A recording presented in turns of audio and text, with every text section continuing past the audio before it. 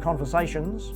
I remember meeting you, I think, in 2007, and I remember standing out in a car park. I'd come from Australia, and I think we stood out there for 2 hours, 3 hours in the car park, just talking and sharing of our journeys.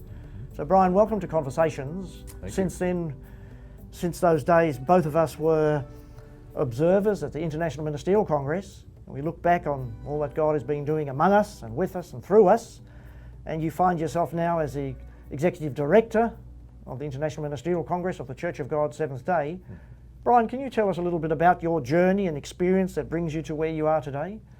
Sure. Well, what brought me to work where I am now, I grew up in the Church of God Seventh Day. I was part of a group in the United States here, and I was always interested in what the church was doing worldwide.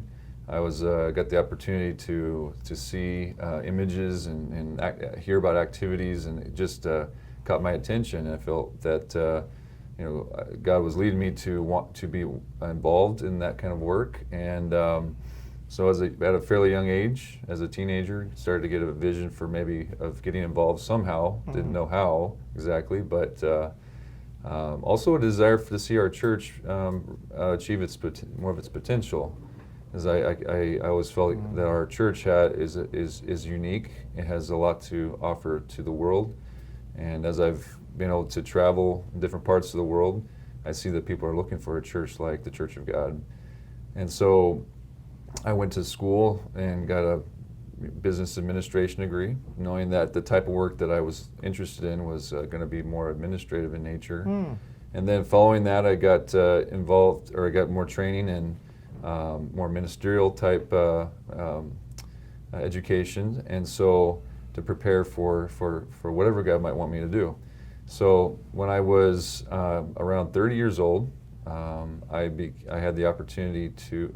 I felt like God He was directing me to ask if I could get involved, as I knew there was a need, and so I contacted Brother Wade Rose and Calvin Burrell, and just asked if I could help out and see how that would go for about 6 months. And so they gave me that opportunity, and from that point on, I was given more opportunities to serve, and eventually was asked to help as an executive director, and have been doing that for about 3-4 years now. Bryan, can you tell me what the International Ministerial Congress is? Sure. The International Ministerial Congress is the organization or ministerial body that connects our church at a global level.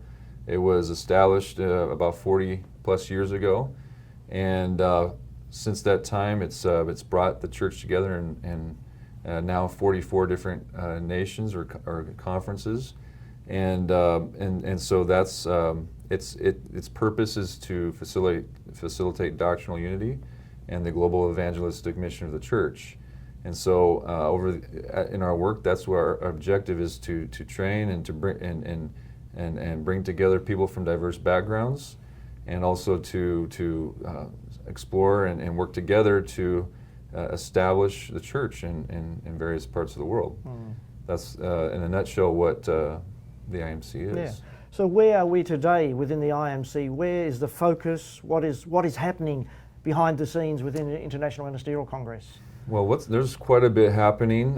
We see the need to provide more services to our members, and following those two objectives that I mentioned just a few minutes ago.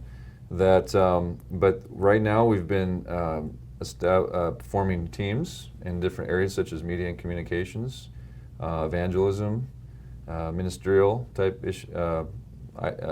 in training, project management, and so IMC is putting the infrastructure in place to facilitate that, so that our members, our member conferences, can be more involved, work together in a more productive manner, and we're optimistic and working towards and developing plans and putting in place training and materials and all kinds of different services items that will benefit our conferences so that they can achieve their potential. And so we're bringing together people from diverse backgrounds with skills that are very much relevant to those areas, and so we're able to benefit from the strengths of those that God has given the people with the members of our International Ministerial Congress. And so it's a very exciting time, and we anticipate that we'll begin seeing the results of that in the near term. When looking forward now, as you've just indicated then, what's your personal vision or your collective vision of where the IMC is heading towards? Well, I think that as we mentioned, the Congress is established it has representation in about 44 nations. There's about 16 more that are in the developing, and where the church is established, and we're seeing that there's more interest out there. There are people looking for what we have to share as far as the teaching that we have, and support for development of their infrastructure, whether it's administrative or physical buildings and so forth, and other ministries. So and many of the people who join the International Ministerial Congress are people coming from very diverse backgrounds. Yeah. And as the church becomes more well known, I anticipate that we'll have an increasing number of people who are becoming aware of the church and want to be a part of it. And so we want to prepare ourselves so that they can find the church and find a home in the Church of God Seventh Day. And I anticipate the church will experience more growth in the future, and be able to make a greater impact. Yeah. On a personal note, what's been your greatest reward involved in service and part of the success story of the church? What's your personal greatest reward? Well, I personally enjoy seeing people who are utilizing their gifts and talents, and I guess that's what I personally am finding the most reward in my work is I realize I don't have all the skills, but I'm enjoying and trying to give people opportunity to use their gifts and talents, and when they do that, I see that the church is going to benefit in new ways that we could never have thought of being possible. So that to me is a major reward in our work. Oh, very interesting. And on the other side, there's always challenges that stretch you. Is there anything that you'd like to reflect on that has been challenging as a part of the journey and is still part of the journey that we're working through? I think the biggest challenge is, I guess, would be transitioning from where we've been in the past and going kind of and building and improving. Sometimes that's a process and something that is always a challenge, I think, when you talk about an organization and growth, and so growth doesn't come easy.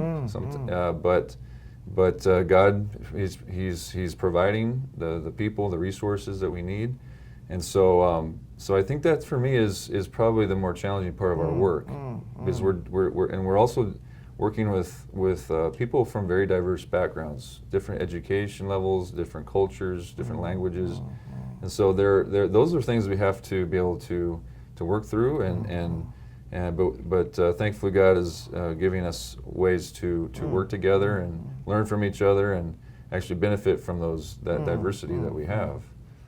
Can you tell me, just as we wrap up now, obviously the Congress meets at various times and various places around the world, and I understand that there's a Congress meeting in Nigeria. Can you tell us a little bit about that? Sure. Next year, in the year 2020, we will have a meeting of our International Ministerial Congress. We have such a meeting every 4 years, and we have a proposal to look at officially implementing or putting in place a global administration for our church. To this point, the structure has facilitated the work to a certain extent, but we see the need for more. And originally the Congress was formed as a ministerial body. So now what we're working on is forming an administration that can better facilitate the global work and allow each conference to be a part of that and be able to achieve more together.